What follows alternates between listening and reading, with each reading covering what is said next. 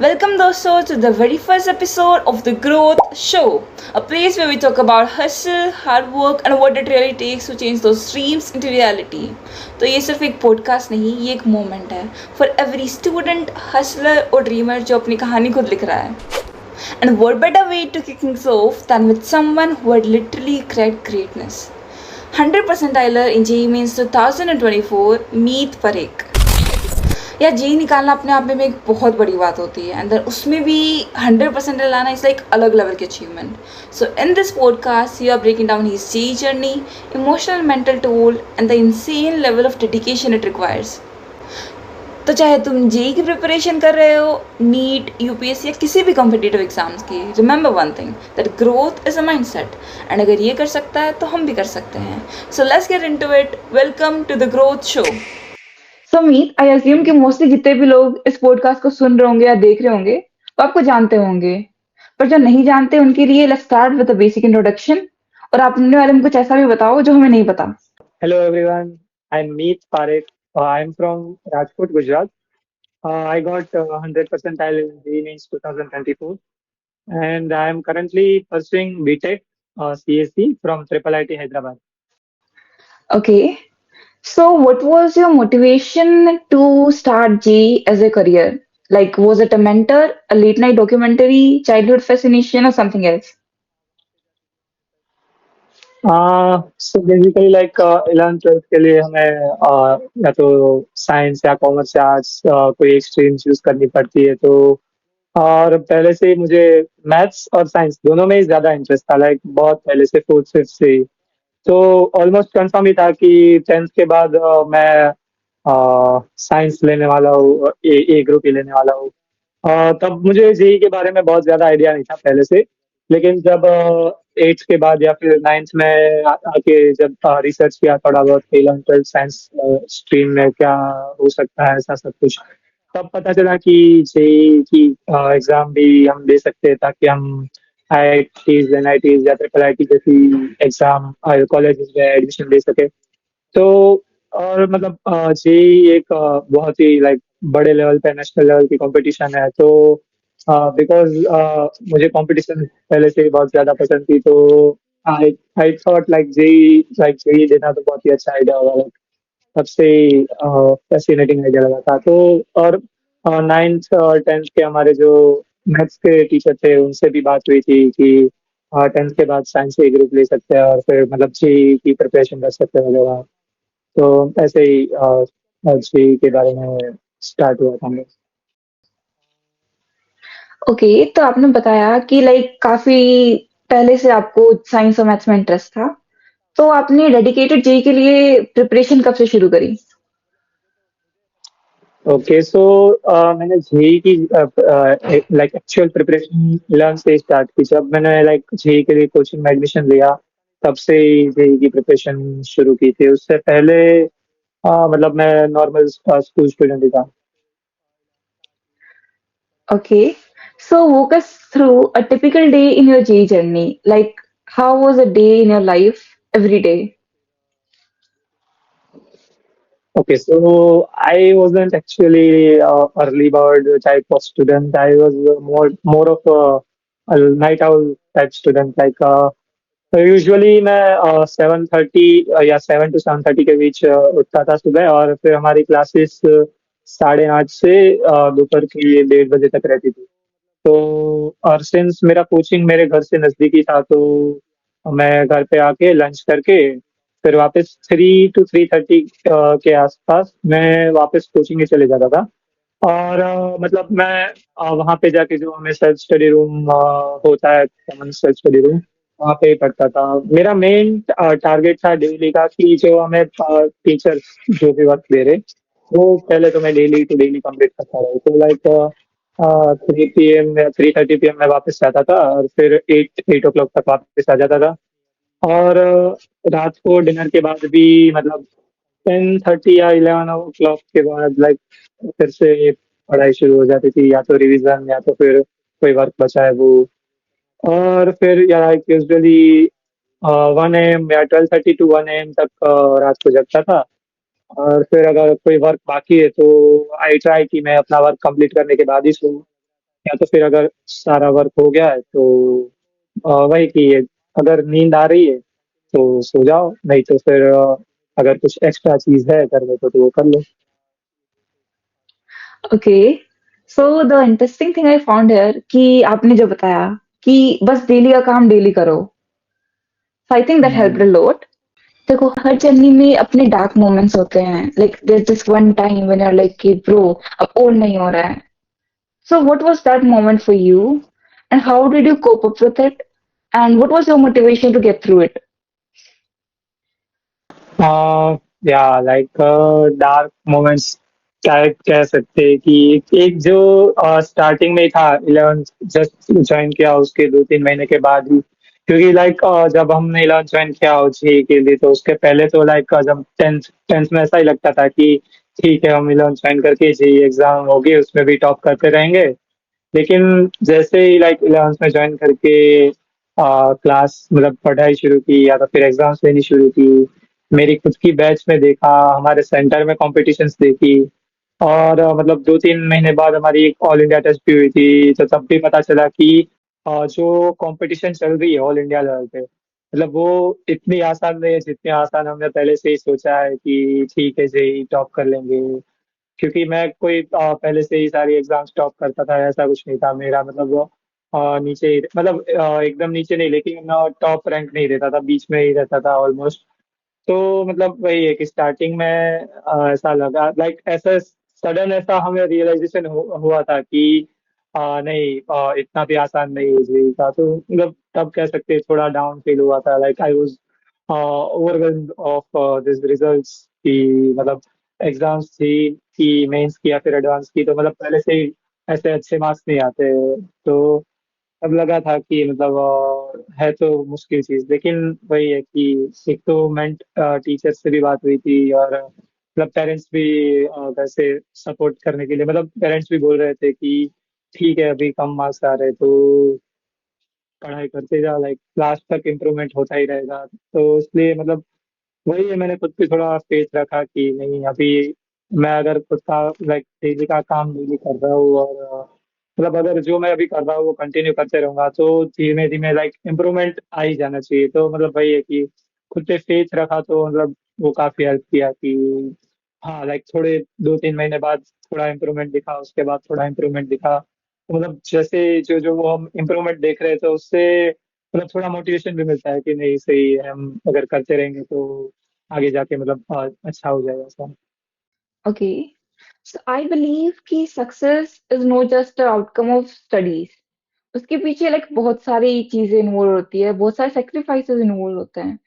सो आपको अपनी यही करने के लिए क्या क्या चीजें छोड़नी पड़ी? सोशल लाइफ, हॉबीज या और कुछ? आ, सोशल लाइफ लाइक अगर हम सोशल मीडिया के बारे में बात करें तो या I left like social media accounts मैंने बंद कर दिए थे, एक व्हाट्सएप और टेलीग्राम, व्हाट्सएप और टेलीग्राम दोनों पे मैं एक्टिव था लाइक, और वो भी मेजरली स्टडीज के लिए ही। और सोशल लाइफ में वही है कि जो रिलेटिव्स की यहाँ पे कोई फंक्शंस होते हैं तो सब में भी जाने के बदले हमारे या तो क्लासेस होते हैं या तो कोई एग्जाम की पढ़ाई कर रहे होते हैं या खुद एग्जाम होती है तभी तो वो भी नहीं जा पाते।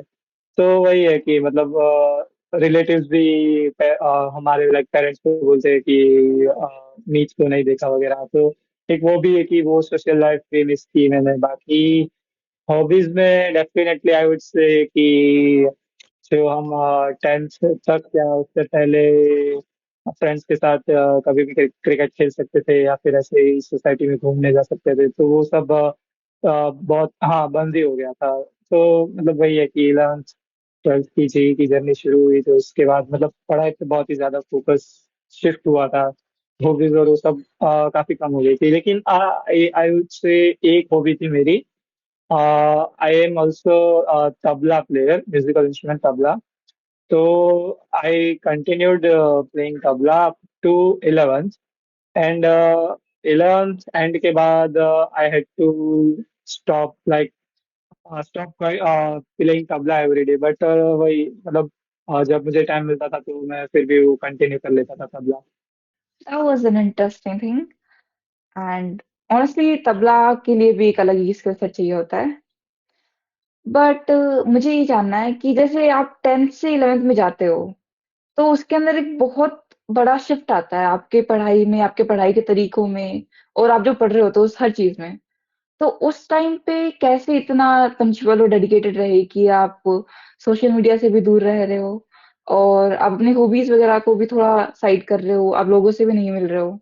हाँ या डेफिनेटली लाइक 10th तक तो जो मेनली हम एनसीईआरटी कर रहे थे तो वही है कि वही प्रॉब्लम्स हम या तो या अगर मैथ्स है तो वही प्रॉब्लम्स हम देख रहे हैं 5-10 बार, या तो अगर साइंस है तो पूरी एनसीईआरटी कर रहे हैं और क्वेश्चन आंसर जो आईएमपी क्वेश्चंस बोलते हैं वो कर रहे हैं। लेकिन जेई में ऐसा नहीं होता। जेई में तो लाइक बहुत ही ज्यादा स्कोप है क्वेश्चंस के लिए। तो मतलब नए नए क्वेश्चन ट्राई करते हैं जो हमें सर होमवर्क कर देते हैं वो, या तो फिर हमें क्लास में जो करवाते हैं तो वो भी मतलब रिवाइज करना पड़ता है। तो मतलब वो डेली किया और मतलब एक टाइम के बाद बुक्स में से क्वेश्चन सॉल्व करना भी शुरू कर दिया था, क्योंकि हमें लाइक कोचिंग से या सर सर ही लाइक देते हैं एग्जाम्पल कि हमें ये बुक भी सॉल्व करनी चाहिए अगर हमें ज्यादा क्वेश्चन सॉल्व करना है तो मतलब जब जब मुझे एक्स्ट्रा टाइम मिलता था तो मैं दूसरी बुक्स से भी क्वेश्चन सॉल्व करता था। और वही बेर मिनिमम चीज तो है कि जो सर ने होमवर्क दिया है वो तो डेली कंप्लीट करना ही है। तो एक वो एक कंप्लीट करने की जो बोल सकते हैं ना कि अ, वही है कि डेली का डेडिक लाइक पंक्चुअलिटी रखने के लिए वो चीज बहुत ही इंपॉर्टेंट थी कि हाँ आज सबसे पहली चीज तो ये करना ही है। तो मतलब एक बार शुरू हो गया तो आगे हम कंटिन्यूस करेंगे। तो मतलब वो जो एक चीज थी डेली करने की, तो उसके बाद दूसरी चीज करने का भी टाइम मिलता था। तो मतलब तो वो बहुत ही हेल्प किया। प्रायोरिटाइज़ करके एकदम। सो आई बिलीव कि स्ट्रैटेजी के बिना जीतना इज़ इम्पॉसिबल। लाइक हर चीज़ के लिए we need a dedicated strategy और a planning for that. So what was your study plan for every day? Okay मतलब एक तो मतलब जो एग्जाम होती है हमारी हमारे लाइक एग्जाम ऐसे होती थी कि मंथ में 2 बार like after every 2 weeks we had one exam. तो उसके लिए मेनली मतलब जो डेली का वर्क करने के बाद भी जो एक्स्ट्रा टाइम निकाल के जो हमारा एग्जाम का सिलेबस था उसका रिवीजन करने पे मैं फोकस करता था। तो मतलब जब 11th 12th चल रहा था तब तो मतलब 11th और 12th के भी स्टार्टिंग के टाइम तक मैं सेम ही स्ट्रेटेजी फॉलो करता था कि जो हमारी एग्जाम होने वाली हो संडे की, तो एटलीस्ट 3 to 4 डेज के पहले में सारी की सारी नोट्स जो हमारी सब्जेक्ट्स लाइक जो टॉपिक्स की एग्जाम होने वाली है वो मैं अच्छे से रिवाइज कर लूँ और सफिशिएंट लाइक क्वेश्चन प्रैक्टिस भी कर लूँ। और मतलब मोस्टली मैं केमिस्ट्री में रीडिंग राइटिंग प्रैक्टिस रखता था, क्योंकि मतलब मैं ऐसा मानता था कि अगर कोई चीज याद रखने में मुझे मुश्किल हो रही है तो मैं उसको लिख के याद रखने की ट्राई करता था। तो केमिस्ट्री में वो चीज मुझे काफी हेल्प की थी। बाकी ओवरऑल वही है कि तीनों सब्जेक्ट में जो एग्जाम के पहले प्रैक्टिस किए हुए प्रॉब्लम हो और उसके बाद जब हम एग्जाम के दिन जो सॉल्व करें और एग्जाम खत्म होने के बाद फिर से जो क्वेश्चंस एग्जाम में नहीं हुए उसको सॉल्व करें, ये तीनों चीज मिलके लाइक बहुत ही हेल्प की है स्ट्रेटेजी के लिए। और डेली टारगेट्स तो मैं यूजुअली नहीं रखता था। मैं आप कह सकते हैं कि काइंड ऑफ वीकली टारगेट्स ऐसा कुछ रखता था या लाइक थोड़े लाइक ये डेट तक ये सब सब्जेक्ट्स की टॉपिक्स के क्वेश्चंस करने हैं, या फिर हमारे नेक्स्ट चैप्टर शुरू हो उसके पहले ये सब चैप्टर्स के क्वेश्चंस एक्स्ट्रा क्वेश्चन सॉल्व करने हैं। तो मतलब एक वो रखा था और वो जब जब मुझे एक्स्ट्रा टाइम मिलता था तब तक मैं कंप्लीट कर लेता था। और ये भी जरूरी नहीं है कि मतलब अगर मैंने सोचा है कि आज मैं ये सारे क्वेश्चंस कर लूंगा तो आज के आज ही हो जाएंगे। कभी कई कई बार ऐसा हुआ ही है कि मैंने सोचा है कि आज तो इतने सारे कर लूंगा, लेकिन एंड ऑफ द डे पता चला है कि आधे क्वेश्चंस हुए या 70% क्वेश्चन ही हुए। तो मतलब उसको मैं ट्राई करता था कि नेक्स्ट डे पहले वो कंप्लीट कर लूँ उसके बाद ये स्टार्ट करूँ। और अगर नंबर ऑफ क्वांटिटीज ज्यादा है तो मैं वीकेंड पे शिफ्ट कर देता था। लाइक वीकेंड पे संडेज पे जो टाइम मिलता था तो तभी भी वो जो क्वेश्चंस बाकी रह गए वो मैं कंप्लीट करने की ट्राई करता था। Okay. तो मी along with every aspirant जो जेई की प्रिपरेशन या नीट की प्रिपरेशन कर रहा हो, उन्होंने ये चीज रियलाइज करी होगी कि प्रिपरेशन के टाइम पे स्कूल को और कोचिंग को बैलेंस करना बहुत मुश्किल होता है। तो आपने उसे कैसे किया? लाइक हमारे स्कूल के टाइमिंग्स लाइक जो कह सकते हैं कि कोचिंग के साथ टाइड अप था, तो मतलब बहुत ही कम टाइम में जाना होता। लाइक मंथली हमें अ, हाँ, हर वीक में एक बार होता है, लाइक मेनली इंग्लिश और कंप्यूटर के लिए, लाइक जो एक्स्ट्रा सब्जेक्ट्स थे हमारे स्टेट बोर्ड के, उसके लिए जाना होता था। तो मतलब वो क्लासेस तो मैं अटेंड करता ही था, और उसके बाद जो हमारी लाइक 11th एंड के एंड में जो एग्जाम आई, और फिर 12th में भी फर्स्ट हाफ और सेकंड हाफ के टाइम जो एग्जाम आई थी, उसके लिए I think I would give maximum 3 days की, जिसमें मैं एनसीईआरटी पढ़ लेता था, और I try to solve the like written question answer, जो एनसीईआरटी एक्सरसाइज होती थी वो सब मैं सॉल्व कर लेता था। तो मतलब ये चीजें से भी मुझे हेल्प मिली थी कि जो स्कूल का, या फिर कह सकते हैं कि स्पेशली जो बोर्ड्स का प्रिपरेशन है, वो भी साथ में कर पाऊँ। और रही बात की मेन बोर्ड्स की, क्योंकि मेरा स्टेट बोर्ड था, तो मेरा बोर्ड्स लाइक मार्च में था। तो आई थिंक 10 days के पहले मैंने बोर्ड्स की प्रिपरेशन स्टार्ट कर दी थी। और मतलब वो भी है कि केमिस्ट्री में तो जो एनसीईआरटी रीडिंग होती है बोर्ड्स के लिए, तो वो दोनों दोनों के लिए हेल्प करती है। जैसे केमिस्ट्री की एनसीईआरटी रीडिंग बोर्ड्स के लिए भी हेल्प करती है, और जेई के लिए भी हेल्प करती है, क्योंकि जेई में भी काफी इंपॉर्टेंट है केमिस्ट्री। तो मतलब मेजर टाइम में उन्हीं सब चैप्टर्स को देता था, कि जिसमें मतलब जेई में भी मुझे काफी बूस्ट मिले, और बाकी बोर्ड्स का भी मतलब I try to like complete syllabus for exams. And उसके बाद 3-4 प्रीवियस ईयर पेपर्स सॉल्व किए थे, लाइक वो इनफ थे बोर्ड्स के लिए। तो मतलब बोर्ड्स बोर्ड्स जैसे ही मैंने हैंडल किया था, कि आई थिंक एक एक वीक पहले जो एनसीईआरटी रीडिंग्स और वो सब स्टार्ट कर दी थी, और जो प्रीवियस ईयर क्वेश्चंस थे, और वो जो कुछ इंपॉर्टेंट क्वेश्चंस कुछ बुक्स पब्लिश करती है वो, तो वो सब क्वेश्चंस देख लिए थे, उससे हेल्प मिली थी बहुत।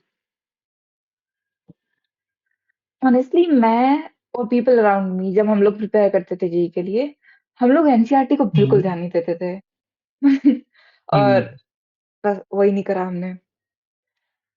हाँ, तो जो मतलब आपने बोर्ड्स में बताया था स्टार्टिंग में। डीयू के लिए केमिस्ट्री एनसीईआरटी तो बहुत ही ज्यादा इंपॉर्टेंट है। बाकी मतलब 11th का तो हम्म। ठीक है, मतलब अगर 11th के हम स्पेसिफिकली स्कूल के लिए एनसीईआरटी पढ़ रहे हैं, वो उतना जरूरी नहीं है। लेकिन जो जेई के लिए एनसीईआरटी के चैप्टर थे, मतलब मेनली इनऑर्गेनिक और ऑर्गेनिक के चैप्टर्स है, वो बहुत ही इंपॉर्टेंट है एनसीईआरटी की रीडिंग, वो सारी चैप्टर्स की। तो वो मतलब जेई में भी मुझे बहुत हेल्प की थी, और मतलब अगर जेई के लिए या फिर बोर्ड्स के लिए पढ़ रहे हैं, तो दोनों में ही हेल्प की थी एनसीईआरटी रीडिंग। ठीक है। तो आपने जैसे स्टार्टिंग में बताया कि आपको बहुत स्टार्टिंग से ही साइंस और मैथ्स में इंटरेस्ट था, है ना?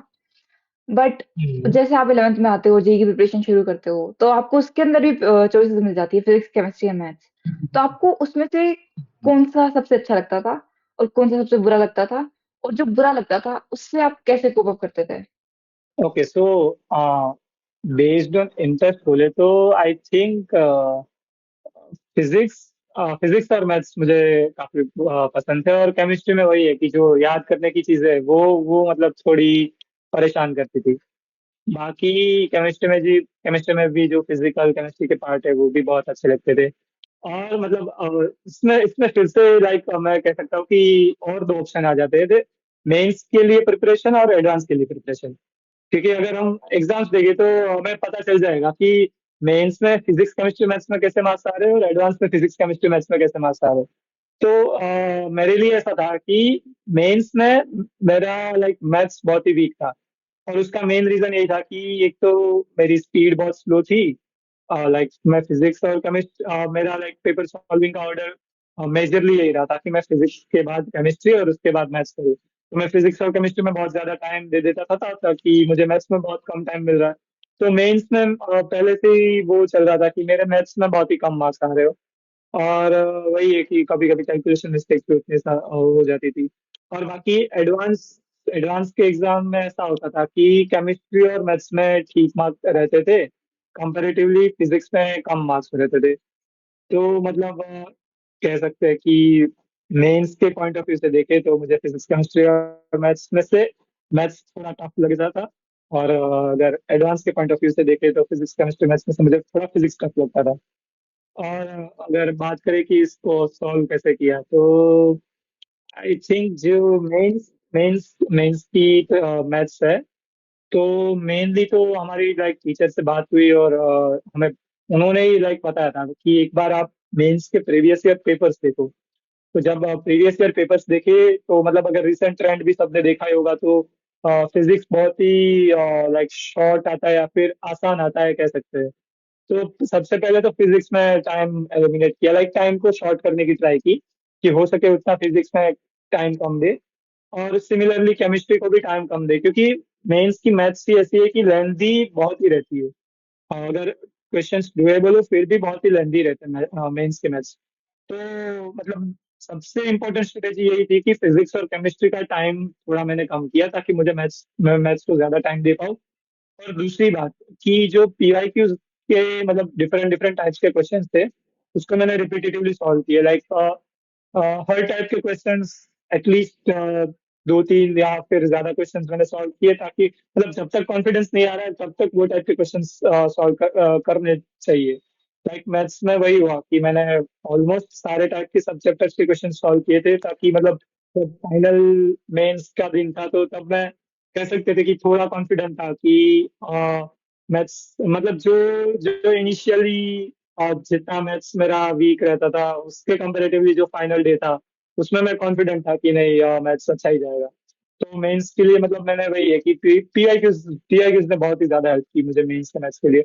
और एडवांस फिजिक्स तो लाइक एडवांस फिजिक्स में बहुत ही कह सकते हैं या तो टफ लगता था या तो फिर उसके मार्क्स कम आते थे, इसलिए टफ लगता था। तो मतलब उसको सॉल्व करने के लिए मेन वही है कि जो उसके बेसिक्स है उसको अच्छे से मतलब समझने की ट्राई की। क्योंकि उसके बाद अगर बेसिक्स सारे क्लियर है ना, तो उसके बाद हम मतलब फिजिक्स के क्वेश्चंस आगे के खुद से भी हम डिराइव करने की ट्राई कर सकते हैं। तो एक मतलब मैंने फिर से मतलब हर चैप्टर के बेसिक्स को अच्छे से रिवाइज किया। तो मतलब कह सकते हैं कि थोड़ा इम्प्रूवमेंट हो गया, ऐसा भी नहीं कि एक बार मैंने रिवाइज करके फिजिक्स एकदम से स्ट्रांग हो गई। क्योंकि एडवांस में आई एम श्योर कि अगर आप को फिजिक्स पहले से अगर टफ लग रहा है, तो एक बार में ही ऐसा नहीं हो जाएगा कि फिजिक्स एकदम से अच्छा हो गया। हाँ, तो लाइक एक बार फिजिक्स से रिवाइज की, फिर मतलब उसमें भी एडवांस के पीवाई के सॉल्व किए। I think H C Verma के क्वेश्चंस और फिजिक्स गैलेक्सी के क्वेश्चंस भी मैंने सॉल्व किए कि जिससे भी मुझे मिली अंडरस्टैंडिंग में। तो मतलब ये सब करने के बाद ही कह सकते हैं कि एडवांस के फिजिक्स में भी थोड़ा कॉन्फिडेंस मिला। तो मतलब यही था मेरा कि फिजिक्स केमिस्ट्री मेंस में मैथ्स थोड़ा टफ लग रहा था, और एडवांस में physics. So we can conclude कि कैसे सही कर आपने बहुत मेहनत करी है. हाँ, लाइक इम्प्रूवमेंट के लिए Okay. करनी ही पड़ेगी। That's indeed so great that you got the result you wanted. So, आपने जैसे बताया कि मैथ्स का आपका जब लाइक मेंस का मैथ्स थोड़ा डिफिकल्ट लगता था तो आपने टीचर्स वगैरह सजेस्ट करा. तो आपके अकॉर्डिंग लाइक क्या ज्यादा इम्पोर्टेंट था आपकी जी जर्नी में, कोचिंग इंस्टीट्यूट की हेल्प या फिर सेल्फ स्टडी? ये तो मतलब कोचिंग इंस्टीट्यूट की हेल्प मतलब हम पूरा उस पर रिलाई करना मतलब पॉसिबल ही नहीं है। एक ये मतलब कोचिंग इंस्टीट्यूट एक एज अ सपोर्टिंग पिलर जैसा है कि या तो फिर हम हमें ठीक मतलब एक सर से हम गाइड ले, या तो फिर हम कोचिंग से गाइड ले, मतलब गाइडेंस के लिए जरूरी है आई से। और मतलब कोचिंग में जाना ऐसा जरूरी नहीं है। आप कोई भी एक सर को फॉलो कर रहे हो तो वो आपको उनको फॉलो करना जरूरी है, लाइक वो जैसे गाइड कर रहे हो उनको फॉलो करना काफी इंपॉर्टेंट है। तो मतलब मैं जो कोचिंग के सर को फॉलो करता था, तो वो मतलब एक सजेस्ट करते थे कि हम ये बुक सॉल्व कर सकते हैं। और जो हमें डेली क्वेश्चंस देते थे, डीपीपीस देते थे, वो सॉल्व करना तो मतलब कंपलसरी टाइप ही था। और बाकी जो सजेस्ट करते थे बुक्स, उसमें से हम सिलेक्ट करके मतलब हमें अगर ये बुक सॉल्व करनी है तो ये कर सकते हैं। मतलब वो सर तो ऑप्शन दे देते, फिर वो हम पे ही है कि हम क्या सिलेक्ट करके कौन सी बुक कर रहे हैं। तो और वो भी मतलब सर ऐसा भी मतलब कोचिंग से ऐसे भी नहीं बोलेंगे कि आपको करनी ही करनी है। तो मतलब काइंड ऑफ सेल्फ स्टडी पे आ ही गया। लेकिन क्या लाइक आई वुड से कि कोचिंग या फिर कोई भी एक सर की गाइडेंस के अंडर आपको छह की पढ़ाई करनी जरूरी है।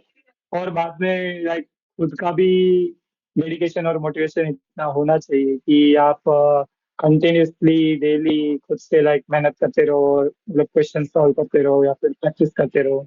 तो आई थिंक सेल्फ स्टडी का भी इतना इम्पोर्टेंस है, लेकिन एक जो मैंने बोला कि वो भी जरूरी है। हम्म। तो बुक्स या स्टडी मटेरियल्स, आपको कौन सी चीज ज्यादा हेल्पफुल लगी? मतलब अगर स्टडी मटेरियल्स में आप रीडिंग की बात कर रहे हो, और अगर बुक्स में आप क्वेश्चन प्रैक्टिस की बात कर रहे हो, तो I would say question practice की बुक्स या फिर प्रॉब्लम सॉल्विंग की बुक्स ज्यादा हेल्पफुल रही है मेरे लिए। क्योंकि हम्म। उसका एक मेन रीजन यही था कि जो सर कोई भी न्यू टॉपिक पढ़ा रहे तो तब अगर हम अच्छे से क्लास नोट्स बना ले या फिर ठीक से, मतलब हाँ वही है कि सर सर ने जो समझाया है, वो अगर एक बार अच्छे से समझ में आ गया, कोई भी डाउट है तो तभी सर से ही पूछ लिया और क्लास नोट भी अच्छे से बना ली, तो I think extra reading materials की आपको उतनी ज्यादा जरूरत नहीं पड़ेगी। तो अगर वो आपने एक बार थियरी ठीक से समझ लिए क्लास के टाइम ही सर के साथ ही, तो I would definitely say you should pick problem solving books only. Problem solving book से ही मतलब बहुत ज्यादा हेल्प होने वाली है। आप खुद से न्यू न्यू प्रॉब्लम्स ट्राई करो, रादर देन कोई ऐसी बुक्स की जिसमें ऑलरेडी, मतलब ठीक है वो भी हेल्प कर सकती है कि जिसमें बहुत सारे प्रॉब्लम्स ऑलरेडी सॉल्व है, लेकिन आई वुड स्टिल प्रेफर कि आप मोस्ट ऑफ प्रॉब्लम्स खुद से ट्राई करो। अगर आपको नहीं आ रहा है तो आप किसी बुक का रेफरेंस ले रहे हो या फिर किसी सॉल्यूशन का रेफरेंस ले रहे हो, वो ठीक है। लेकिन मेरे लिए मेरे केस में यही था कि थियरी वगैरह के लिए मैं क्लास नोट्स पे ज्यादा प्रेफरेंस रखता था और प्रॉब्लम सॉल्विंग बुक्स का यूज करता था। और बाकी इसके अलावा जैसे मैंने अब तक कई बार ऑलरेडी बोल चुका है कि जो डीपीपीस करना, लाइक डेली का काम, डेली जो डेली प्रॉब्लम्स है वो करना तो काफी इम्पोर्टेंट था ही। हम्म। आपकी ऑफलाइन कोचिंग का बहुत कंट्रीब्यूशन रहा है आपके, तो ऑनलाइन लर्निंग का कितना कंट्रीब्यूशन रहा आपके रिजल्ट पे? या डेफिनेटली ऑनलाइन लर्निंग का मतलब बहुत कंट्रीब्यूशन है तो सही मेरे रिजल्ट में। मैं ऐसा नहीं कहूंगा कि मैं एकदम ऑफलाइन ही पढ़ाई करता था और ऑनलाइन कुछ हेल्प नहीं ली थी, क्योंकि अगर मेरे पास मोबाइल है, मेरे पास ऑनलाइन रिसोर्सेज अवेलेबल है, तो मैं क्यों ना यूटिलाइज करूँ। तो definitely I followed many channels on YouTube। और मतलब वही है कि मैं अलग से कोचिंग, मतलब कोचिंग तो ऑनलाइन कोचिंग से हेल्प लेने से ज्यादा मतलब यूट्यूब पे जो रिसोर्सेस अवेलेबल है उसका मैंने बहुत काफी यूज किया था। जैसे कि मुझे मान लो फिजिक्स में कोई टॉपिक में डाउट आ रहा है या फिर कोई प्रॉब्लम हो रही है, तो मैं वो टॉपिक का नाम यूट्यूब पे सर्च करता था। और मतलब मैं ऐसा सामने से आपको नहीं बोलूंगा कि आप यही चैनल को फॉलो करो, यही चैनल को देखो। I would suggest you to explore yourself, कि आप दो तीन चैनल्स को या फिर यूट्यूब चैनल्स को आप देखो, उनके वीडियोस देखो, कोई सर अलग अलग सर से वीडियो देखने की ट्राई करो। अगर आपको कोई टॉपिक पे डाउट हो रहा है, मतलब आपको ऐसा लग रहा है कि मैं ये टॉपिक मेरा वीक है, सो आई वुड सजेस्ट कि आप डेफिनेटली यूट्यूब पे जाके उसकी लाइक हेल्प लो। और मतलब अलग अलग चैनल से सर से पढ़ो और ट्राई करो कि मतलब समझ में आ जाए। मतलब अगर आप दो तीन बार करोगे तो आपको पता चल जाएगा कि ये सर का मुझे इजीली समझ में आ रहा है, तो मतलब आप उसके बाद उसको फॉलो कर सकते हो। मेरे केस में मैं कह सकता हूँ कि फिजिक्स में मैं फिजिक्स गैलेक्सी चैनल को फॉलो करता था अच्छे से। और वही है कि अन अकेडमी फिजिक्स वाला वो जो भी, और वो अलग अलग कोचिंग्स की जो यूट्यूब पे वीडियोस है वो सब भी मैं देखता था। और अभी तो मतलब आई एम श्योर कि बहुत सारी चैनल्स यूट्यूब पे आ गई होगी। आई वुड सजेस्ट कि आप एक बार सारी केमिस्ट्री की या फिर फिजिक्स की कोई भी जो टॉपिक में आपको डाउट है उसकी भी चैनल्स एक्सप्लोर करो। मैं अभी रिसेंटली मतलब देख रहा था, मेरी बात हुई थी एक चैनल से, अल्फा केमिस्ट्री क्लासेस है, आप उसके videos like I would suggest कि आप देखो उसके, मतलब उसमें भी काफी इंटरेस्टिंगली कंसेप्ट समझाया है, तो आप एक वो भी देख सकते हो। बाकी मैथन गो जो चैनल है वहाँ से भी मैं यूजुअली मतलब जो जनरल अनाउंसमेंट रहती है जीई के रिलेटेड वो भी फॉलो करता था मैं। और बाकी ऑनलाइन कोचिंग का मतलब सिर्फ यूट्यूब के अलावा रिसोर्सेज भी, मतलब आपको पता होगा शायद बहुत सारी वेबसाइट भी है जो पीवाईक्यूज, मतलब जहाँ से आप पीवाईक्यू इजीली सॉल्व कर सकते हो, तो मैंने उसका भी हेल्प लिया था। और बाकी अ, दूसरी कोचिंग की टेस्ट सीरीज है, अगर वो भी आप ज्वाइन करना चाहो तो कर सकते हैं। लाइक अगर आपके पास टाइम है और आपको लगता है कि आपको और पेपर सॉल्व करने चाहिए, तो आई वुड सजेस्ट कि आप दूसरी कोचिंग के भी जो एग्जाम मतलब जो एग्जाम पेपर्स है वो भी आप फॉलो करो। तो मतलब मुझे टेलीग्राम से भी रिसोर्सेज मिल जाते थे, जो टेलीग्राम पे भी मतलब कह सकते हैं कि बहुत सारे रिसोर्सेज अवेलेबल है, तो वो भी मैं यूज करता था। और बाकी यूट्यूब से भी मैं काफी हेल्प लिया था। आपने जो मेंशन करा पीवाईक्यूज का कि आप और साइड से पीवाईक्यूज वगैरह भी सॉल्व करते थे, तो आपके अकॉर्डिंग पीवाईक्यूज का कितना इंपॉर्टेंस रहा और what was your approach to solve those PYQs? Okay, so mains mains के अकॉर्डिंग अगर बात करें, तो मतलब मेंस में जो मेरा मेन फैक्टर है स्कोर इम्प्रूवमेंट का, जो कह सकते हैं कि जो मेरा एवरेज स्कोर, मतलब एवरेज ठीक है, मतलब जो मेरा पहले ऐसा स्कोर चल रहा था कि 200 210 उसके आसपास मेरे मार्क्स रहते थे। लेकिन आई थिंक कि जो पीआईक्यू सॉल्व किए मैंने, जिस तरह से मैंने सॉल्व किए, उसके बाद जो मेरा स्कोर इम्प्रूव हुआ है, लाइक उससे 240 250 और एंड तक 280 तक मैं पहुंचा था। मतलब लाइक मेरे खुद के भी मार्क्स में कभी 300 तो नहीं आए थे।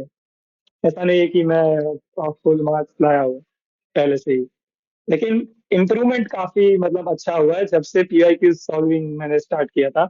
और पीआई की सॉल्विंग की मेरी मेन स्ट्रेटेजी यही थी कि एक तो चीज जो मैंने पहले आपको बताई कि मेरा मेन गोल था कि मुझे फिजिक्स और केमिस्ट्री का टाइम शॉर्ट करना था, ताकि मैं मैथ्स को टाइम ज्यादा दे पाऊँ, क्योंकि पीआई की देखोगे तो भी पता चल जाएगा कि मैथ्स के पेपर काफी लेंदी रहते थे, तो आपको उसको सफिशिएंटली इनफ टाइम देना ही पड़ेगा। Like I am sure more than 1.5 hours आपको मैथ्स को देने ही पड़ेंगे अगर आपको अच्छे से सॉल्व करना है तो मतलब मेरा सबसे पहला गोल ये था कि मैं मैथ्स को ज्यादा टाइम दूं।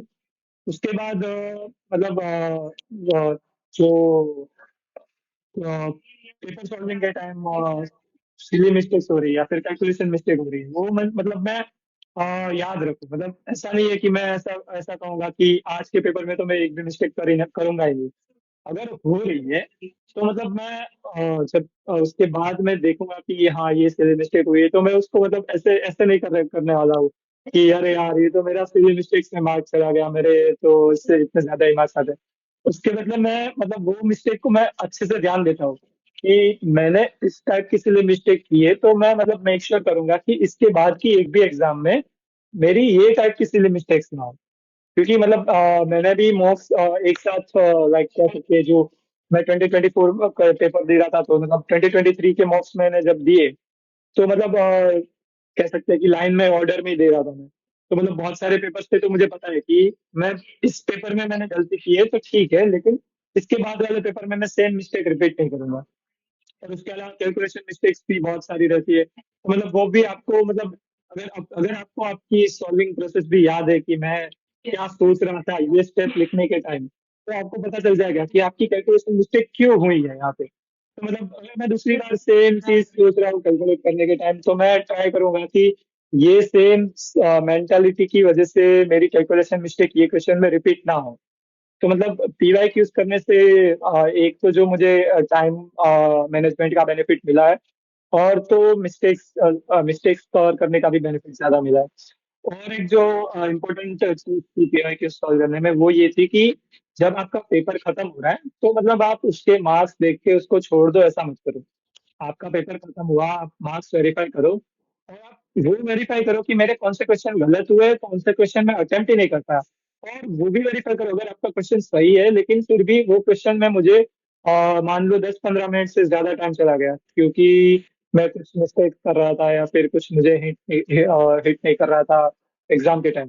तो मतलब वो सारी चीजें भी काफी इंपॉर्टेंट है। ऐसा भी नहीं कि मैंने सारे क्वेश्चन सॉल्व कर लिए तो वो हो गया। क्वेश्चन सॉल्व कर लिए लेकिन ज्यादा टाइम गया, वो भी देखना पड़ता है। जो क्वेश्चन गलत हुए वो भी देखो, और जो क्वेश्चन अटेम्प्ट नहीं कर पाए एग्जाम के टाइम, वो भी आप लाइक एग्जाम के बाद डेफिनेटली आपको एनालिसिस करते टाइम देखना चाहिए।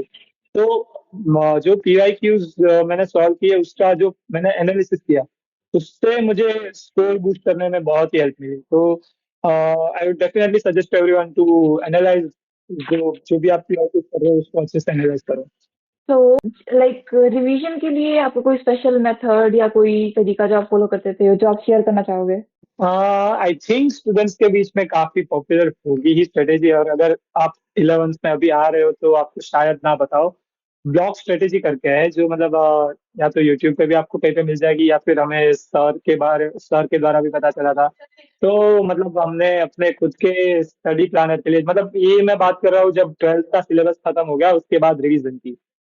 तो जो मेंस के लिए और एडवांस के लिए दोनों के लिए रिवीजन में जब कर रहा था तो मतलब एक ब्लॉक स्ट्रेटेजी फॉलो कर रहा था, जिसमें मतलब सिमिलर टाइप के चैप्टर्स के ब्लॉक्स बना के, मतलब वीक वीक वाइज डिस्ट्रीब्यूट करके या फिर डे वाइज डिस्ट्रीब्यूट करके, मतलब टारगेट रखे कि ये वीक में ये सब्जेक्ट के ये 3 चैप्टर, या फिर ये 3 चैप्टर इस सब्जेक्ट के कंप्लीट हो जाने चाहिए। तो मतलब ऐसे जो ब्लॉक वाइज मैं पूरा सिलेबस को रिवाइज करने की ट्राई किया था, तो मुझे काफी हेल्प किया था। और मतलब जब मैं रिवीजन कर रहा था तब मेरा मेन गोल था कि मैं जो भी, मतलब मुझे उतना आइडिया होगा अब तक कि ये चैप्टर मेरा बहुत वीक है, या ये चैप्टर मेरा बहुत काफी स्ट्रांग है, या फिर ये चैप्टर में मैं मॉडरेट लेवल पे हूँ अभी। तो जो चैप्टर मेरा वीक है उसको मैं ज्यादा टाइम देके उसकी नोट्स भी मैं अच्छे से पढ़ता था। तो जो चैप्टर मुझे ऐसा लग रहा है कि नहीं ये तो मेरा बहुत स्ट्रांग है, या तो फिर ये तो मैंने रिसेंट में किया था और मुझे अच्छे से याद भी है, तो मैं उसको कंपैरेटिवली कम टाइम देता था दूसरे चैप्टर्स को ज्यादा टाइम देने के लिए। तो मतलब वो भी है कि जो जो चैप्टर्स को मैं अगर नोट्स रिवीजन करने में मैं कम टाइम दे रहा हूँ, तो उसको मुझे क्वेश्चन प्रैक्टिस करने में ज्यादा टाइम मिल रहा है। और जो चैप्टर मुझे लग रहा है मेरा कि वीक है, तो उसमें मैं मतलब बहुत सारे डायरेक्ट क्वेश्चंस, मतलब क्वेश्चंस पे जंप करने से पहले अपना कॉन्सेप्ट को मतलब मैं इम्प्रूव करने की ट्राई करता था कि अगर मुझे लग रहा है, मतलब मुझे खुद को ही कॉन्फिडेंस नहीं है, तो अगर मैं क्वेश्चन करने बैठूंगा तो मान लो सॉल्व हो रहा है, लेकिन because of my low confidence उसमें काफी ज्यादा टाइम जाएगा। उससे अच्छा मैं उसको रिवीजन अच्छे से कर लूँ। तो मतलब अगर एक बार मैं क्लास नोट्स वगैरह अच्छे से रिवाइज कर रहा हूँ, उसके बाद जब मैं क्वेश्चन सॉल्व करने बैठ रहा हूँ तो मतलब यू कैन सी कि क्वेश्चन जल्दी सॉल्व कर पाओगे तुम, रादर देन रिवीजन के बदले डायरेक्ट आप क्वेश्चन सॉल्व कर रहे हो। उसके उससे अच्छा है जो चैप्टर आपको लग रहा है कि मैं वीक हूँ थोड़ा, तो कोई बात नहीं, मतलब पहले अच्छे से रिवाइज कर लो, उसके बाद उसके क्वेश्चन सॉल्व करो। तो मतलब रीजन में यही है कि जो ब्लॉक स्ट्रेटेजी और उसके साथ साथ मैं नोट्स और या पीआईक्यूज और क्वेश्चन सॉल्विंग, मतलब अगर पीआईक्यूज वो चैप्टर के कम है तो उसके क्वेश्चन सॉल्विंग ज्यादा रखता था, बाकी एटलीस्ट पीआईक्यूज तो जो मेंस के थे। तो I am sure, I think 3 to 4 years के पीआईक्यूज मैंने सारे के सारे कर लिए थे in chemistry, physics and math. और अगर टाइम मिल रहा है तो मैं पीछे पीछे एटमोस्ट 10 to 15 years तक क्या होगा, लेकिन वो कुछ चैप्टर्स में ही होगा। Most of chapters I try to solve last 4 years की वैक्यूज, and I think that was enough for me, क्योंकि मेजरली सारे कॉन्सेप्ट्स भी कवर हो जाते हैं और हमें ये भी पता चल रहा है कि रिसेंटली किस टाइप के क्वेश्चन की फ्रीक्वेंसी ज्यादा है। तो मतलब वो काफी हेल्प किया जो ब्लॉक स्ट्रेटेजी है और जो पीवाईक्यूज है रिवीजन के टाइम। ओके, तो अब तक तो जैसे हमने जर्नी के बारे में बात करा, now let's talk about the JEE day, like it's the final day. What was going in your head? Like were you nervous, confident, क्या? ओके, तो लाइक मेरा जो जेई का एग्जाम था वो मिडल ऑफ द वीक था। Like जो JEE का फर्स्ट डे पे भी मेरा एग्जाम नहीं था, लास्ट डे पे भी एग्जाम नहीं था, बीच में था। तो वो भी है कि जैसे जैसे एग्जाम लोगों के जा रहे थे तो कोई आके बोल रहा है कि बहुत मुश्किल लगा पेपर, कोई आके बोल रहा है कि बहुत आसान था पेपर। मतलब ये सब थॉट्स माइंड में कह सकते हो कि एक साथ मिक्स हो रहे हैं। और ऊपर से मतलब जैसे जैसे एग्जाम पास आ रहा है तो कि 3 दिन में एग्जाम है, 2 दिन में एग्जाम है, 1 दिन में एग्जाम है, तो वो भी थॉट्स आएंगे। तो मतलब नर्वसनेस आई एम श्योर कि कोई भी स्टूडेंट है, चाहे उनका पहले से टॉप करते आ रहे हैं या फिर उनके नॉर्मल रिजल्ट है, तो या फिर कम मार्क्स आ रहे हैं, मतलब सब सभी स्टूडेंट्स के लिए जो नर्वसनेस का फैक्टर है, आई थिंक नर्वसनेस का फैक्टर तो सभी स्टूडेंट्स के लिए रहेगा ही। लेकिन वो है कि मतलब मैं ट्राई कर रहा, मतलब मैं वही ट्राई करता था कि नर्वसनेस आ रही है, मतलब वो ठीक है, लेकिन माइंड में कोई भी नेगेटिव थॉट्स को मैं नहीं आने देता। आई ट्राई टू कीप कि सारे पॉजिटिव थॉट्स रहे कि एग्जाम जैसे मेरी मॉक्स जा रही थी लाइक एंड में भी मतलब जो अच्छी मॉक्स जा रही थी तो मैं वही सोच रहा हूँ कि जो एग्जाम में भी जाएगी एग्जाम जैसे जाएगी वो भी मेरी मॉक्स की तरह ही अच्छी जाएगी। और कॉन्फिडेंस में भी मतलब ऐसा ऐसा एक्सट्रीमली कॉन्फिडेंट नहीं था मैं कि एग्जाम के पहले कि हाँ मुझे एग्जाम में जाके 300 मार्क्स लाने हैं या फिर 100% लानी है, ऐसा ऐसा कॉन्फिडेंट नहीं था मैं। नर्वस तो डेफिनेटली मैं था लेकिन like I try to keep calm and like जो एग्जाम में मॉक के टाइम भी जैसे विथ विदाउट प्रेशर, हाँ लाइक मॉक एग्जाम में विदाउट प्रेशर जैसे दिया था वैसे ही आई ट्राई की जो जेई का फाइनल एग्जाम है वो भी मैं विदाउट प्रेशर दे दूँ। तो मतलब वही है कि थोड़ा कामनेस और पॉजिटिव थॉट्स रखना चाहिए ताकि मतलब जेई के फाइनल डे में भी कोई प्रॉब्लम। ओके, तो अब जब सब कुछ खत्म हो गया है, like paper preparation, wait, everything is over, जब फाइनल रिजल्ट आया, what was the reaction? Like सबका, आपका, घर का, फैमिली का, सबका। आ, या जो रिजल्ट हमारा अनाउंस हुआ था आई थिंक सुबह 4 या 5 बजे के आसपास हुआ था, तब डेफिनेटली मैं तो सो रहा था लेकिन मैं रात को जो क्रेडेंशियल थे वो फ्रेंड्स को दे के रखा था। तो आई रिमेम्बर मेरे एक फ्रेंड ने मुझे सबसे पहले सुबह उठ के लाइक मेरा रिजल्ट देख के मैसेज किया था कि तुम्हारे 100% आए है। और so on। और मैं जब उठा तो मतलब फैमिली में बहुत ही लाइक सब खुश थे मतलब मैंने मेरे मॉम तो गए थे, बाकी मेरी दीदी को और मेरे पापा को भी मैंने उठ के बताया कि 100% आया, रिजल्ट आया। और मतलब कभी भी मुझे ये रैंक के बारे में ऐसा कुछ नहीं पता था, सिर्फ 100% रिजल्ट आया वो। मतलब जब सेशन 1 का रिजल्ट आया था तब की बात है क्योंकि तब रैंक वगैरह डिसाइड नहीं हुए थे। तो मतलब आई वाज एक्सट्रीमली हैप्पी कि 100% जो शिफ्ट 1 में मतलब पहली शिफ्ट में आ गए। एंड जब फाइनल रिजल्ट आया रैंक के साथ तो आई वाज एक्सपेक्टिंग कि बहुत सारे स्टूडेंट्स हो सकते हैं ऐसे कि जिनके 100% आए होंगे कि जिसकी वजह से मेरा रैंक थोड़ा और भी नीचे जा सकता है, लेकिन I am sure it was really better than like बहुत बहुत सब लोग खुश थे। और स्पेशली कोचिंग में भी जो टीचर्स और वो सब थे उनके लिए भी लाइक एक्सपेक्टेशन से काफी अच्छा रिजल्ट आया था। तो मतलब कह सकते हैं कि वो लोग शॉक भी थे और खुश भी थे at the same point.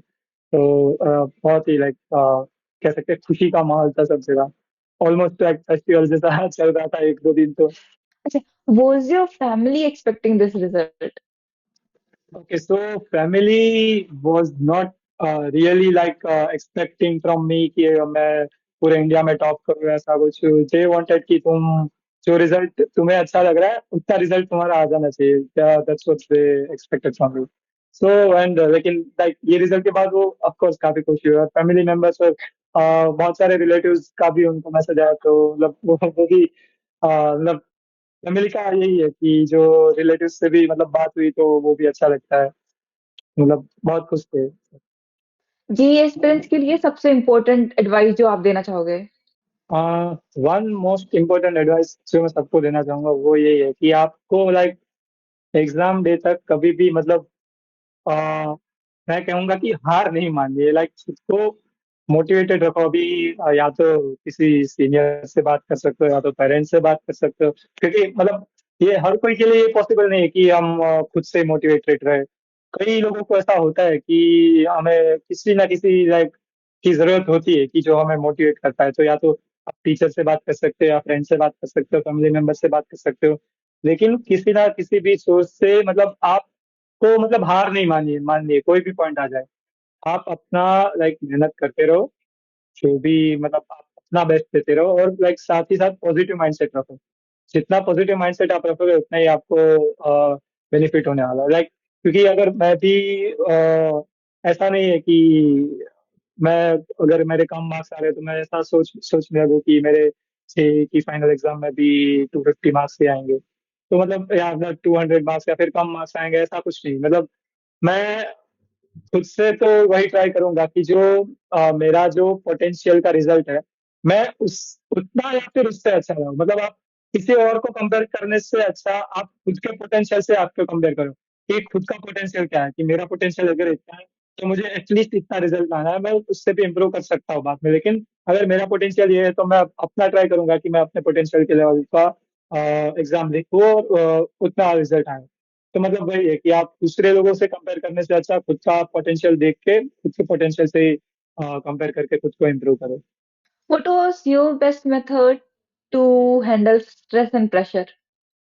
Okay, stress and pressure जो मतलब कभी कभी या तो ऐसा लगे कि पढ़ाई बहुत ज्यादा लग रही है, या तो फिर कभी कभी वर्क, अगर वर्क ज्यादा है तो मतलब हमें मतलब कंप्लीट तो करना है कुछ भी करके, तो मतलब उसके बीच में कोई ब्रेक लेके, मतलब अगर ऐसा लग रहा है कि बहुत ही ज्यादा पढ़ाई हो रही है तो उसके मतलब जो पढ़ाई का सेशन है उसके बीच में कुछ एक्स्ट्रा ब्रेक्स लेके फैमिली मेंबर से बात की या फ्रेंड्स से बात की, वो चीज एक हेल्प करती है। या तो फिर आई एम श्योर, मतलब एक चीज जो मुझे हेल्प की थी कि जिससे स्ट्रेस या प्रेशर हो सके उतना कम रहा मेरे लिए, वो है कि मैं डेली मेरे एक फ्रेंड्स के कांटेक्ट में था, ताकि मतलब एक फ्रेंड्स के ग्रुप कह सकते हैं, एक ग्रुप के कांटेक्ट में था कि जिसमें हम एटलीस्ट 30 मिनट्स जितना चिल चिल डिस्कशन कर ले, तो मतलब वो एक रिलैक्सेशन भी हो जाता है, स्ट्रेस रिलीवर भी हो जाता है, Hmm. और उससे ऐसा भी नहीं लगता कि पढ़ाई का बहुत प्रेशर है। तो मतलब वही है कि वो जो जो वो फ्रेंड्स का ग्रुप है उसके साथ Hmm. डिस्कशन करके मतलब ऐसे ही रैंडमली कुछ भी बातें कर रहे हैं तो वो एक हेल्प कर रहा है। और बाकी आ, कुछ फैमिली के साथ भी टाइम स्पेंड करना काफी इम्पोर्टेंट है। लाइक ऐसा भी नहीं कि आप पढ़ाई कर रहे हो तो पूरा दिन बुक्स के साथ ही टाइम स्पेंड कर रहे हो, फैमिली के साथ सिर्फ खाने के लिए या सोने के लिए जा रहे हो, ये भी नहीं चलेगा। तो मतलब फैमिली के साथ भी टाइम स्पेंड करना काफी इम्पोर्टेंट है, उससे भी मतलब आपको बहुत ही लाइक स्ट्रेस, कह सकते हैं कि अगर बहुत ज्यादा स्ट्रेसफुल लग रहा है तो बहुत ही हेल्प मिलेगी रिलीव, स्ट्रेस रिलीव करने में। Okay. So according to you, what are the most common mistakes जो स्टूडेंट जो है वो करते हैं और उन्हें कैसे अवॉइड करनी चाहिए?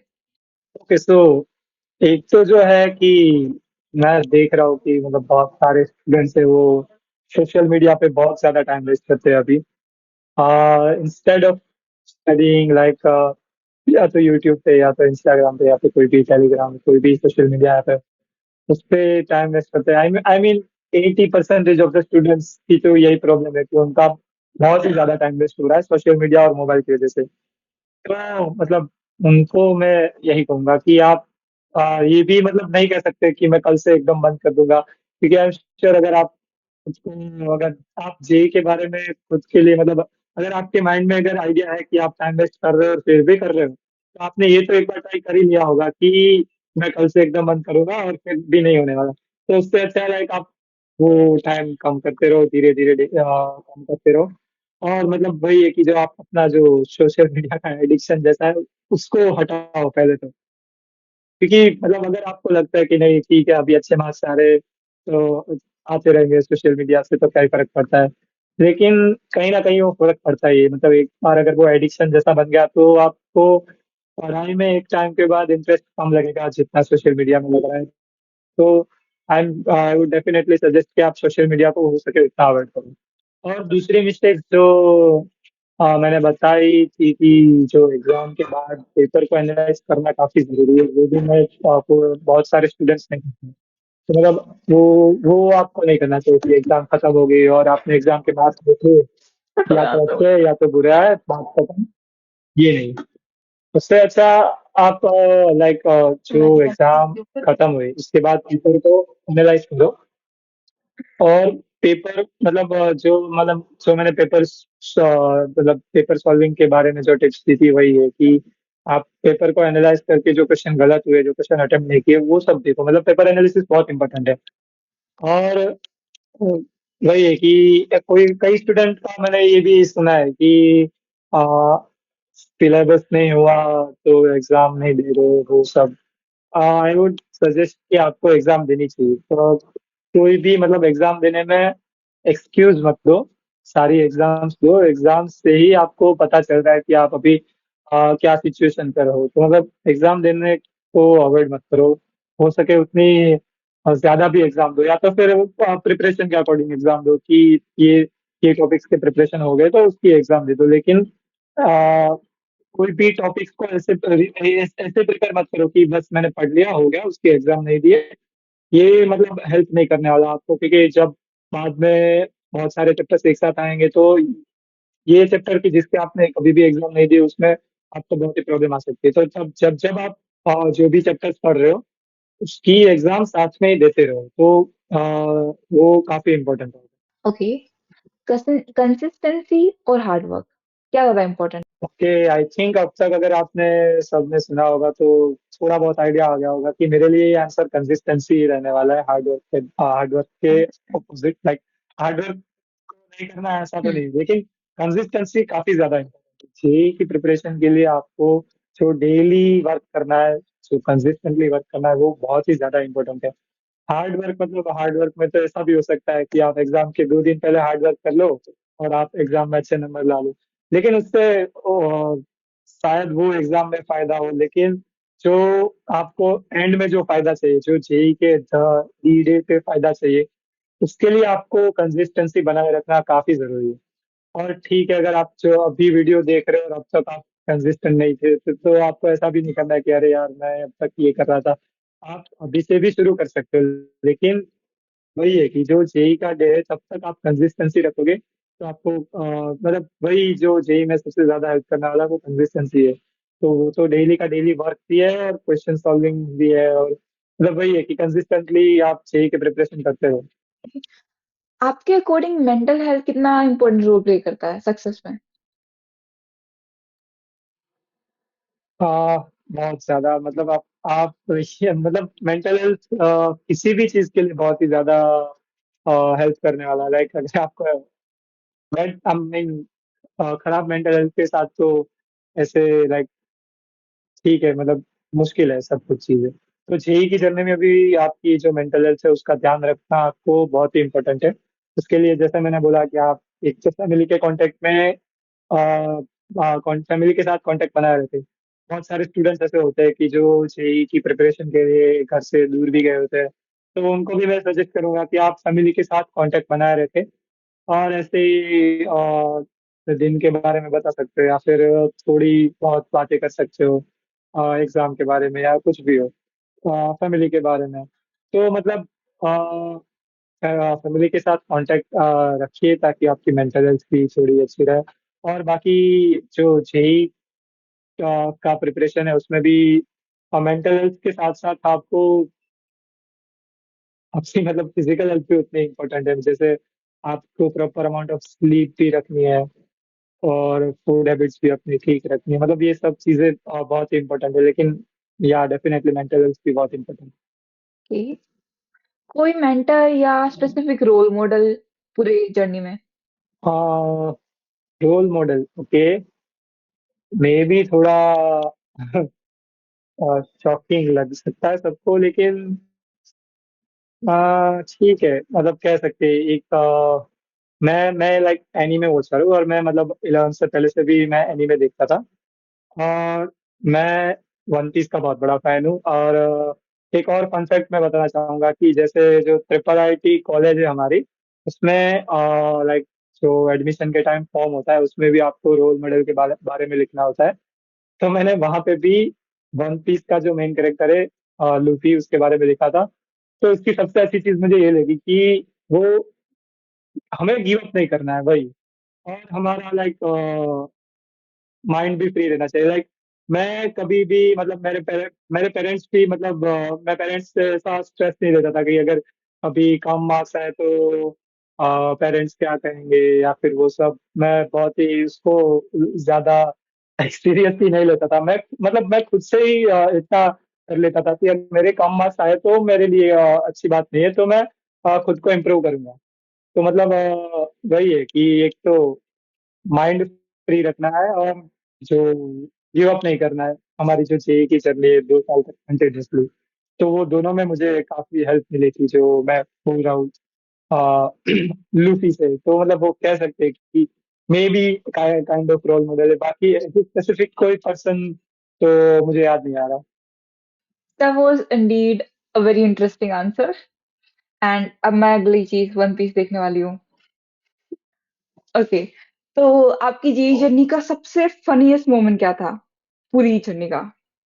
हम्म, सबसे फनीएस्ट मोमेंट मतलब फनीएस्ट मोमेंट मतलब एक मोमेंट तो अभी कह सकते हैं कि याद नहीं आ रहा, लेकिन जो फनी मोमेंट्स अगर मैं याद करने की कोशिश करूँ तो मोस्ट ऑफ मोमेंट्स वही है कि जो हम जो मैं कोचिंग कोचिंग में जाके जब हम मतलब सेल्फ स्टडी रूम में पढ़ाई करते थे, तो उसके बाद जब लाइक हमारा फिक्स फिक्स टाइम था, जो ब्रेक का टाइम होता था, तो उसमें हम सब फ्रेंड्स कैंटीन में जाके कुछ ना कुछ या तो खाते थे या तो फिर बातें करते थे। तो आई एम श्योर कि वहां से बहुत सारी मेमोरीज बनी है, जो कैंटीन में जो कोचिंग के कैंटीन में जाते थे हम लोग वो।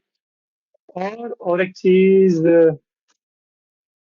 आ, हाँ वो भी है कि जैसे जो मतलब मेरी जो शिफ्ट और सेंटर था सी का, वो मतलब मोस्ट ऑफ मेरे फ्रेंड सर्कल से और सबसे अलग था। तो मतलब मैं ऐसा मानता था कि अरे यार मेरा तो ये बहुत ही अलग आया है, तो इसकी वजह से मेरी एग्जाम मतलब अच्छी नहीं जाएगी, क्योंकि ऐसा लाइक फोमो टाइप होता था कि वो सब तो वो सेंटर पे और मैं अकेला इस सेंटर में हूँ, तो मेरे साथ तो क्या हो सकता है ऐसा। मतलब मैं ऐसा मानता था, लेकिन मतलब होपफुली ऐसा कुछ हुआ नहीं है, तो मतलब it's good for me. But या मतलब एक ये भी चीज थी कि मैं ऐसा गलत मान रहा था कि सबसे अलग है, तो मतलब कुछ बुरा हो सकता है मेरे साथ, बट वो गलत था। ओके, तो हम सब जानते हैं कि आज scrolling is an addiction and distraction is a click away, like literally you can spend so much of time just scrolling reels and memes. So how did you maintain your focus? And was there any like detox strategy, story or anything? हाँ या definitely एक interesting story है। जो हमारा जी की exam है, वो मतलब जो फर्स्ट फर्स्ट सेशन था वो जनवरी एंड में ही था। तो मतलब जैसे जैसे एग्जाम नजदीक आ रही थी, तो मतलब मेनली हमारा तो मतलब मेरा तो मोटिव ऐसा रहता है कि मैं लाइक जो रिसोर्सेस है वो पाने की कोशिश करूँ नेट से या फिर कहीं से भी। लेकिन साथ साथ मतलब कहीं ना कहीं आपको पता चले या ना चले, हम सोशल मीडिया पे या तो यूट्यूब पे या तो इंस्टाग्राम पे कहीं ना कहीं कभी ना कभी पहुंच ही जाते हैं। तो मतलब मेरे साथ भी ऐसा हुआ था कि जो मैं जनवरी का स्टार्ट और दिसंबर के एंड के बाद, हाँ दिसंबर के एंड में ही मेरा जो मतलब मैं स्क्रीन टाइम देख रहा था वो काफी बढ़ता जा रहा था। तो इसके और हमारी डेली एग्जाम्स भी चल रही थी, और उसके बीच मतलब एग्जाम्स के बाद जो स्क्रीन टाइम बढ़ रहा है, तो उसका सॉल्यूशन मुझे चाहिए ही चाहिए था। मतलब मैंने या तो कुछ ना कुछ ट्राई किया, लेकिन फिर भी मतलब अगर मैं घर पे हूँ क्योंकि मैं कोचिंग पे जाता था तब तो मेरे पास मोबाइल वगैरह नहीं रहता था, लेकिन मैं घर पे था तो मोबाइल मेरे साथ ही था, तो मतलब वो एक डिस्ट्रैक्शन मेरे लिए भी रह चुका है। लेकिन उसके लिए मैंने ये मतलब जो मैंने सॉल्यूशन ट्राई किया था वो ये था कि मैंने लाइक अपने मम्मी को बता दिया कि मोबाइल का यूज अभी बढ़ रहा है और मुझे एग्जाम में भी मतलब वो डिस्ट्रैक्शन आ रहा है। मतलब मैं खुद तो जानता ही था कि मैं मोबाइल यूज कर रहा हूँ, लेकिन स्टिल कहीं ना कहीं मतलब जैसे हमने रिसोर्स लेने के लिए ओपन किया हो और वहां से कहीं पहुंच जाते हैं, जिसकी वजह से स्क्रीन टाइम बढ़ रहा है। तो I decided to completely like not use mobile at all. तो उसके लिए मैंने मम्मी को बोल दिया कि आप रखो मोबाइल, और आप उसको कहीं ऐसी जगह पे रख दो कि जहाँ पे मैं ना दे पाऊँ। तो उन्होंने ही मतलब मैंने मम्मी को ही दे दिया था, उन्होंने ही मोबाइल रख दिया था। और मतलब हमारी ये भी डील हुई थी कि जो वीक में एक बार जो भी एग्जाम के बाद मुझे चाहिए होगा, मतलब मैं यूजुअली वीकेंड पे लेता था, तो तभी मैं ले सकता था, ताकि मैं किसी फ्रेंड से अगर बात करनी है तो वो भी कर सकता हूँ। लेकिन यही है कि मैंने लास्ट जो एक मंथ था जिसमें मतलब जी सबसे पास थी, तभी मुझे खुद को भी ये करना पड़ा था डिस्ट्रैक्शन से दूर रहने के लिए, कि मैंने अपना मोबाइल पेरेंट्स को दे दिया और उन्होंने रख दिया ताकि मैं मोबाइल को यूज ना कर पाऊँ। और उससे काफी मतलब कह सकते थे कि जो घर पे प्रोडक्टिविटी थी वो बढ़ रही थी, जो पढ़ने का टाइम, क्वेश्चन सॉल्व करने का टाइम और पेपर्स को एनालाइज करना जो सबसे इम्पोर्टेंट था लास्ट मंथ में, पेपर्स को एनालाइज करना, वो घर पे भी मतलब प्रोडक्टिविटी बढ़ती गई। तो मतलब वही कि मैंने पेरेंट्स को ही दे दिया मोबाइल के, आप रखो और मुझे मैं पूछूं तो भी मत देना, एक वीक के बाद ही देना करके ऐसा। Okay. देखो, जेई प्रिपरेशन का एक बड़ा चैलेंज रहता है social life balance. Love, friendship, family सब कुछ इम्पैक्ट होता है। So what are your opinions about relationship in JEE preparation? Because sometimes those connections push you to achieve bigger goals, and sometimes you have to push those connections to achieve bigger goals. या definitely like आपने बोला love, friendships and families, तीनों के बारे में like तीनों का असर जेई की जर्नी में पड़ता ही है, लेकिन अ, वही है कि आप पर्सन के ऊपर डिपेंड करेगा कि क्या वो पॉजिटिवली इम्पैक्ट दे रहे हैं या फिर नेगेटिवली इम्पैक्ट। तो आपको पहले तो आइडेंटिफाई करना काफी जरूरी है। अगर वो नेगेटिव इम्पैक्ट कोई भी चीज दे रही है आपको, तो आपको उनसे दूर रहना चाहिए या फिर डिस्कशन करना चाहिए कि आप हमें बताओ। अगर फैमिली की वजह से भी आपको स्टडी टाइम कम हो रहा है तो आप उनसे भी बात कर सकते हो, फ्रेंड्स की वजह से हो रहा है तो उनसे भी। और अगर आप रिलेशनशिप में हो और अगर आपके पार्टनर की वजह से भी अगर आपकी जेई प्रिपरेशन में नेगेटिव इम्पैक्ट हो रही है, तो आपको उनके साथ भी डिस्कशन करना चाहिए। और जो 2 साल है जेई के, वो आपको मतलब आपका ये 2 साल के लिए मेन जो फोकस है वो जेई पे ही होना चाहिए। एंड आई वुड सजेस्ट कि आपको ये सब जो फ्रेंड्स, फैमिली या पार्टनर या रिलेशनशिप्स है, मतलब आपको उनसे लाइक आपको उनसे पॉजिटिवली इम्पैक्ट कैसे पड़े वो आप सोचो। कि आप उनसे मोटिवेशन ले सकते हो एग्जाम के लिए, या फिर वो आपको हेल्प कर सकते हैं, किस तरह हेल्प कर सकते हैं एग्जाम के लिए। जैसे मैं फ्रेंड्स की बात करूँ, जो मैं बैचमेट्स की बात करूँ, हमारे बैचमेट्स मतलब काफी सपोर्टिंग थे, हेल्पफुल थे। कि जो हमारे कोई भी एग्जाम्स हो तो हम सब एक दूसरे को मतलब एग्जाम के बाद हम पेपर इस तरह से डिस्कस करते थे कि जैसे मुझे एक क्वेश्चन नहीं आया और मेरे फ्रेंड को आ गया तो उसने मुझे बताया कि इसको ऐसे सॉल्व करते हैं। ऐसे ही मतलब अगर कोई क्वेश्चन मुझे आ गया और उसको नहीं आ रहा है तो मैं उसको बता रहा हूँ। तो मतलब ये चीज काफी हेल्प करती है कि आप एग्जाम के पेपर्स फ्रेंड्स के साथ डिस्कस करो। और फैमिली के साथ भी मतलब कोई फैमिली के साथ अगर फैमिली कोई फंक्शन में जा रही है तो हमारा भी उस फंक्शन में जाना जरूरी है। लाइक आई रिमेम्बर हमारे मतलब वेरी क्लोज रिलेटिव की शादी भी हुई थी, और वेरी क्लोज फैमिली फ्रेंड्स की भी शादी हुई थी। और वो दोनों में मैं नहीं जा पाया था क्योंकि कहीं ना कहीं या तो फिर मेरी एग्जाम पास थी या तो फिर कोई एग्जाम उसी दिन पे थी या तो फिर पढ़ाई चल रही थी।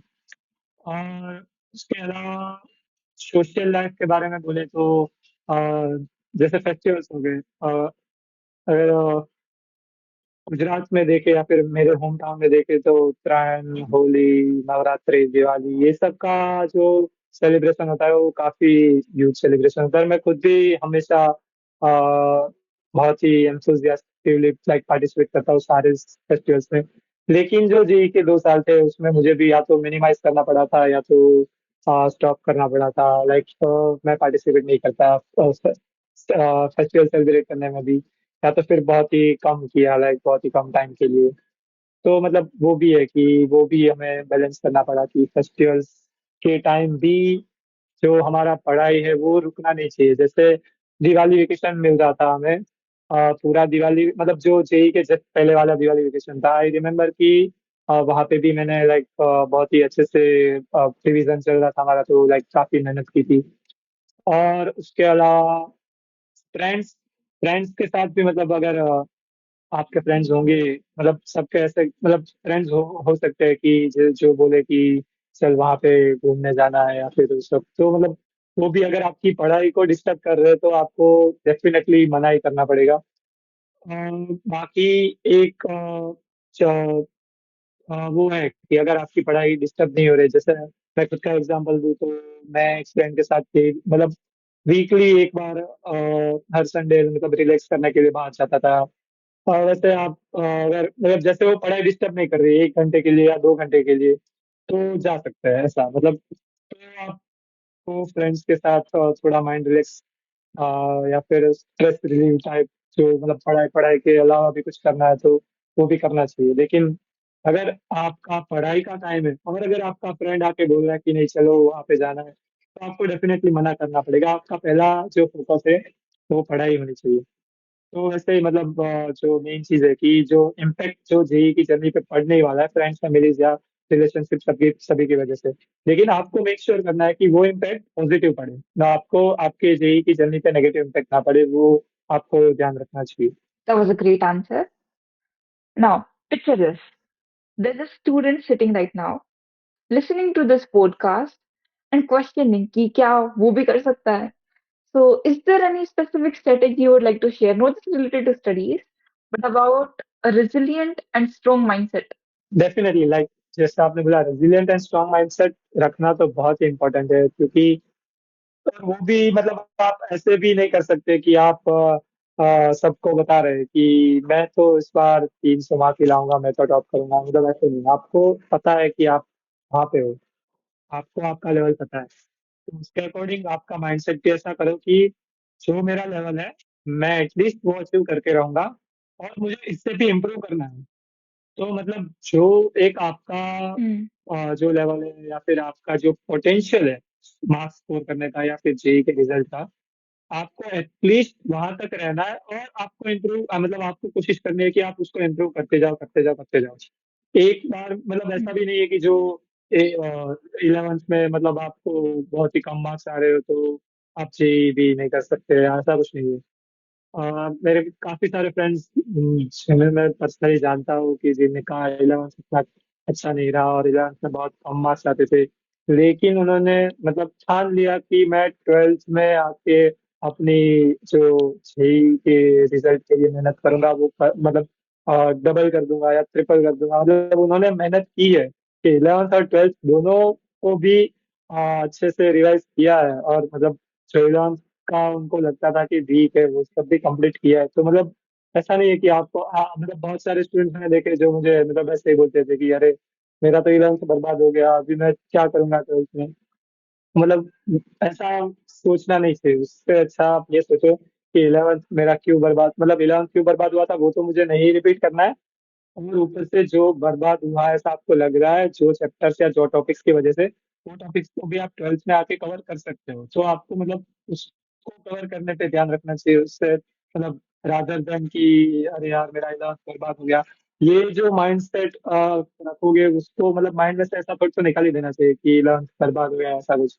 आपको माइंड में उससे अच्छा ऐसा रखना चाहिए कि 11th के ये टॉपिक्स मेरे वीक है, तो उसको मैं कैसे 12th में इम्प्रूव करूंगा।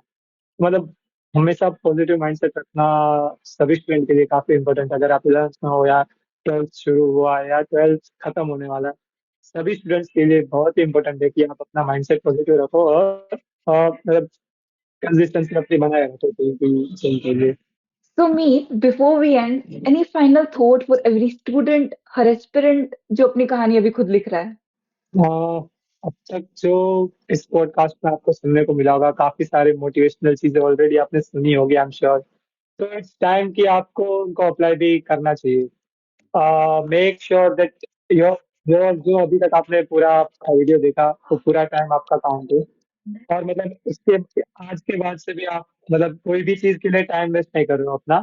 जो भी टाइम आप लगा रहे हो सारी की सारी मतलब आपके जो जेई का फाइनल रिजल्ट है उसको मतलब उसके ऊपर इम्पेक्ट डालना है। मतलब आपको अपना माइंडसेट ऐसा रखना है कि मैं जो भी अभी कर रहा हूँ वो मुझे हेल्प करना चाहिए जेई की फाइनल रिजल्ट के लिए। तो मतलब डजेंट मैटर अभी आप का स्टेटस क्या है, कि अभी आप मतलब अगर आप कहीं पढ़ाई अभी कम चल रही है या फिर थोड़ी कमजोर चल रही है, अच्छी नहीं चल रही है, या फिर बहुत अच्छी चल रही है ऑलरेडी, तो वेल एंड गुड।